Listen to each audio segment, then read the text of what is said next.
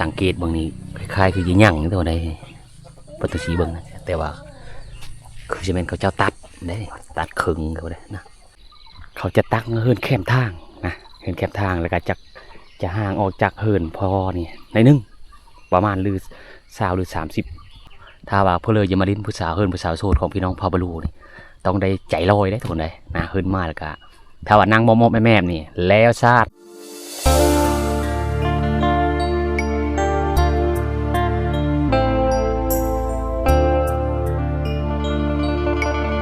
สบายดีทุกคนแล้วก็สบายดี FC บ้านทุกสีนะมื้อนี้เฮาก็อยู่ที่บ้านละวิ่งละเวินคือเก่ากับบ่าวทองสีคนดอยแล้วก็บ่าวนดพาเลาะมื้อนี้เฮามากัน2คนเมื่อคืนนี้เฮานอนอยู่พุ่นนะมื้อนี้สิพาทุกคนเลาะเบิ่งวิถีชาวบ้านอยู่ในบ้านละวิ่งละเวินทุกคนนะเฮาไปเบิ่งนํกันเลยเฮาเมื่อคืนนี้เฮามาเมื่อคืนบ้านนี่ครับพารถจักรอันนี้รถบ่าวทองสีเองทุกคนอันนี้คือรถจากบ่าวนดพาเลาะคนเมื่อคืนนี้เขานอนอยู่บ้านละวิ่ง2 คนมดตึกเมื่อคืนทุกคนเลยเนื่องจากว่ามดมันขึ้นมากินมี่ส่วนลายก็เขาเจ้าไปทางให้แล้วนะครับเด็กยังแต่น้องๆเพื่อนเนาะบัดชวนอ้าวส่วนลายพ่อแม่หรือว่าปีโป้คนปอตานนี่นึงเถอะเลยนะอ๋อบัดชวนไม่เท่าโอ้บัดชวนตาเท่าอะไรแลกก่อนเจ้าปอตานบ่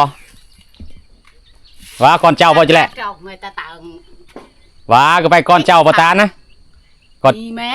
อนเจ้าไม่ไปตานบ่เป้าน้ำทางให้เนาะตานเป้าน้ำอ๋อลูกหลานมันไปทางให้ก็ได้ใจเขาโอ้หลานไปขึ้นไปทางให้ทางสวนทุกคนเลยเป้าจะรู้เป้าจะไงอ๋อโอ้ยกุ๊กปันรวยเนี่ยเดี๋ยวนี้ไม่เป้าจะงะรู้ปันโอ้เป้าจะไงอันชูไปได้ใช้เต้าไว้ชิ้นโซนระเบิดจากสงคราม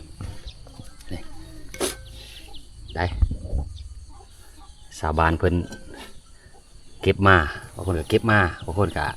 ไม่ได้เก็บมาทุกเลยนี่นะนี่ก็ยังโอ้นี่เก็บไม่เคยตัดคะแนนทุกคนโอ้นะอันนี้นี่สังเกตบางนี้คล้ายๆคือยังนี่ตัวใดปฏิสีบางนะแต่ว่าคือจะเป็นเขาเจ้าตัดได้ตัดขึงเขาได้นะเขาตัดเขาเอาโถมันได้เอาได้นะ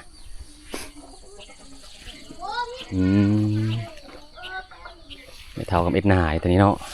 ตะบุญตาหนุ่มเนี่ยไหนเนาะอาการเสียวไอ้ตาว่าเนี่ยในตะบุญตาหนุ่มเนี่ยไหนเนาะตะบุญตาหนุ่มเนี่ยไหนเนาะในตะบุญตาหนุ่มตายิงแบะ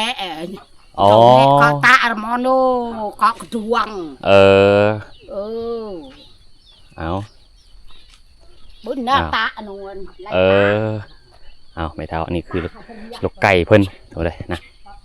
อันนี้จะเป็นบอดเพิ่นตามเขานะ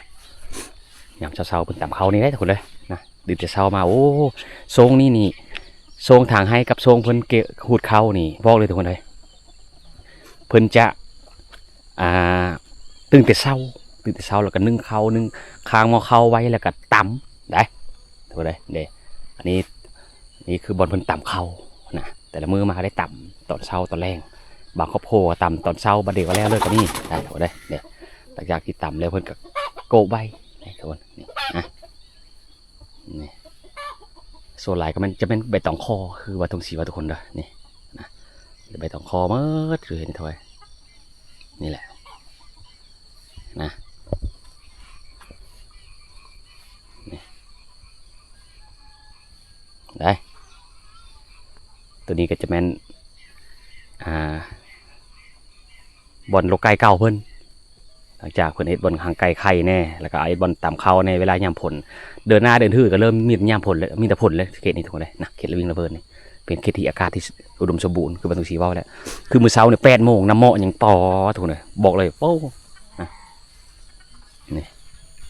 อันนี้ใบตองคอนะที่มันเฮ็ดมาทุกคนเลยนี่แหละทุกคนเลยผู้เฒ่าแล้วก็เอาล้านเฮอลูเฮอเต้านี่ไปทางให้ ทางโซนนะได้ได้มีโอกาสโซลายกับเพิ่นแม่เท่ากับใส่แสงโซลาร์เซลล์ที่เพิ่นเห็นมานี่แหละเพิ่นนั่งมาเท่าไรโอ้โซลายก็เพิ่นไปแล้วไปทางให้ทางโซนแล้วนี่ยังแต่ลุลานหรือว่าเฮิร์นเคยแบบนี้นี่จะเป็นเฮิร์นลุทรายหรือว่าลุเพอเพิ่นได้หลังจากที่เพิ่นจะออกอยู่เฮิร์นทางห้านะบางทีลุทรายเอามีแล้วก็ออกเฮิร์นอยู่ทางห้าอันนี้นะเฮิร์นนี่ได้เลยนะนี่แหละทุกคนเลยวิธีสาวดอยในชนบทเฮาอ้าวนี่ไปแล้วละขันไดแล้วไปมาแล้วไปหาทางให้ทางโซนอยู่เขตนี้นี่ทางนี่จะยากนิดนึงตัวเลยนึงแต่ทางให้สองมามันมีโกโก้หลายเขตลิงระเบิดนี่โกโก้ปลาหลายเขาจะได้ตัดหนเวลาทางให้กันได้หลังจากที่ทางตัดเป็นโกกแล้วก็หนเบอร์อันใบมันนี่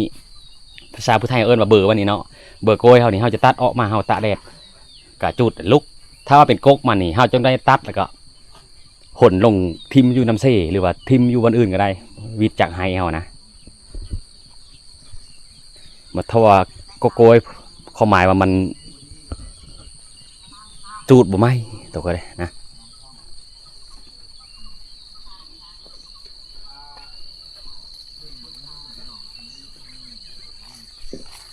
นี่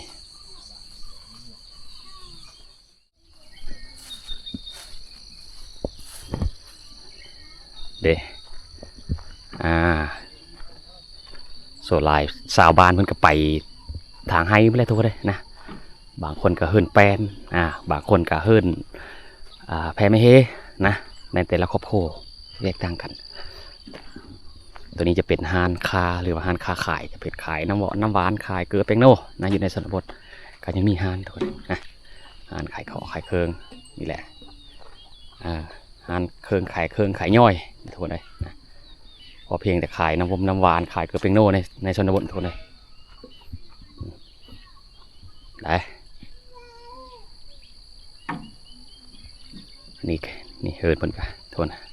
แสงโซลาร์เซลล์ส่วนใหญ่เพิ่นก็ใส่แสงโซลาร์เซลล์นะก็คือแผ่นซากนะซากมันจะเสริมเข้ากับแสงโซลาร์เซลล์เลยทุกคนเด้อนี่โอ้เฮิร์นมันกะไหลพอธรรมดาทุกคนเลยเทซิมังนี่ได้นี่เสานี่เสาโซ่เพิ่นนี่ทุกคนนะก็อิงตามแต่ละครอบครัวเพิ่นแตกต่างกันไปทุกคนเลยนะนี่ได้ทุกคนเลยบางครั้งก็มุงเนื้อกระเบื้องเนี่ยมุงกระเบื้องทุกคนเลยนะผู้เลือได้เงินได้งั้นกะมุงกระเบื้องบางคนกับทุกคนเลยนะมุงกระเบื้องมันก็จะยาวนานนะถ้ามุงไปต่องคอนมันก็ได้ห้าประกันได้3 ปี4 ปีหรือว่า5 ปีสูงสุดทุกคนเลยนะอ๋อเด็กบางทีนะเนาะตะเก่าตอนว่าถึงสีอยู่ตอนนั้นนะเฮิร์นหลังนึงก็มีได้หลังนี้ทุกคนเลยเฮิร์นสาวโสดมาวันนี้เขามาอะไรไม่เห็นแล้วนะปีนเดินบางทีน้องๆคนพื้นนะคนโลคนพื้นพ่อแม่นี่เขาไปมาแล้วทุกคนเลยนะโอ้เด็กไป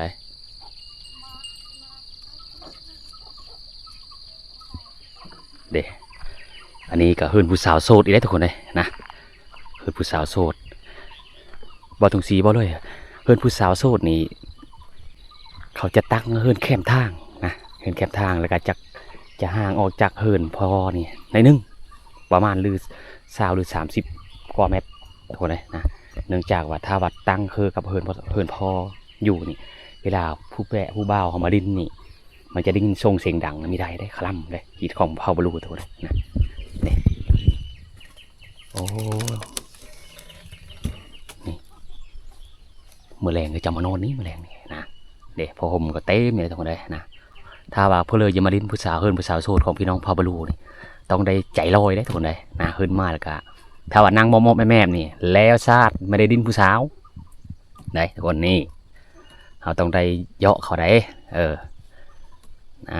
หีดของเผ่าบาลูเฮาในนั่นทุกคนเลยนะแต่ว่าเผ่าบาลูเฮานี่ถ้าว่าผู้เลือเอาโพสร้างครอบโพไปแล้วนี่จะยากได้ทุกคนยากเลยยากเพราะว่าหีดคองของเขามันจะแตกต่างกันกับเฮาถ้าว่าผู้หญิงนี่จะยากจะได้กินแห้งทุกคนเลยนะแต่ว่าโซลายเขาจะเอาโพเขาไปยู่เฮิร์นโพหมดเด้อสำหรับว่าผู้หญิงของเผ่าบาลูถ้าว่าได้สร้างครอบโพแล้วด้วยนะเนี่ยเฮิร์นสาวโสดนี่แหละทุกคนเลยนะอยู่ในชนบทเฮานี่มันก็ต้องเป็นเฮิร์นอย่างนี้ทุกคนเลยนะอันนี้คือเฮิร์นสาวโสดนี่ไหนเฮิร์นสาวโสดเพื่อนนี่นะถ้าว่าเฮิร์นสาวผู้เลอเฮิร์นมีเฮิร์นสาวโสดนี่ถ้าว่าพอมีตังเฮิร์นมีเฮิร์นนี่ลูกเองต้องได้ตังหรือว่าเขาตั้งกลุ่มก่อนตั้งกลุ่มเขาก็เฮ้ยมื้อนี้เขาไปเอาเสาไม้เนาะตัดเขาเองเขาได้ถูกเลยนะพวกอยู่เขตนี้แล้ววิ่งระเบิดนี่พอเรื่องเครือวายเครือโต๊ะมันอย่างนี้เขาหาได้ง่ายถูกเลยนะเดี๋ยวทุกคนเด้อเอาเนาะเด็กมันจะใส่น้ำลิ้นเนี่ยทุกคนน้ำลิ้นนี่สบายทุกคนเลยได้ทุกคนเลย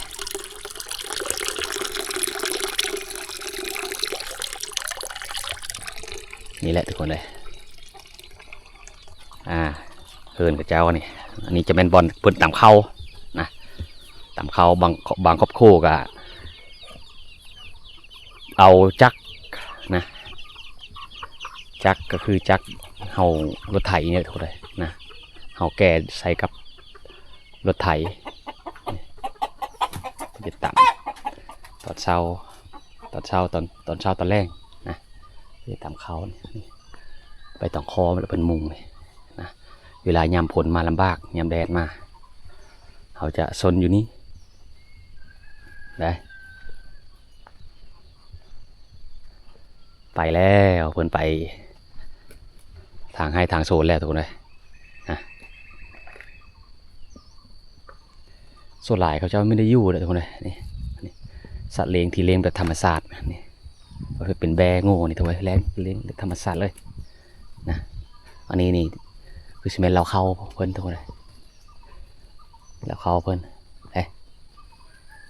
นะโอ้นี่อันนี้คือซีเมนต์เฮิร์นโคเพิ่นเฮิร์นบอลแตงอยู่โคกินได้พอตัวหุ่นกระบังอย่าสูบอันนั้นก็เอิ้นว่าอย่าสูบกระบังนะภาษาลาวเอิ้นอย่าสูบกระบังฮืดอะเลาะก็คืออย่าสูบกระบังทุนเต็มอยู่นะป๊อตนะจะคือบัง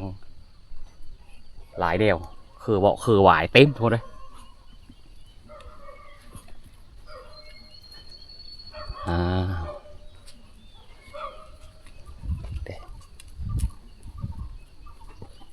ส่วนหลายก็มันเป็นน้ำลิ้นเนาะ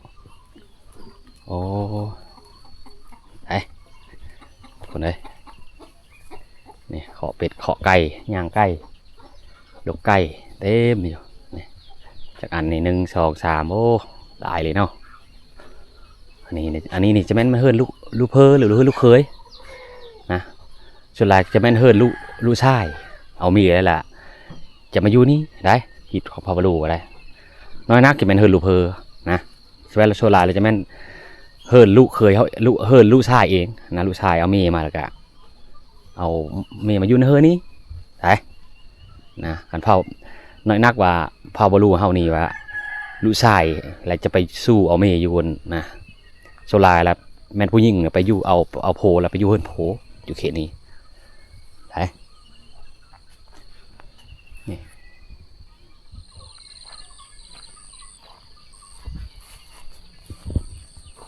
อ๋อ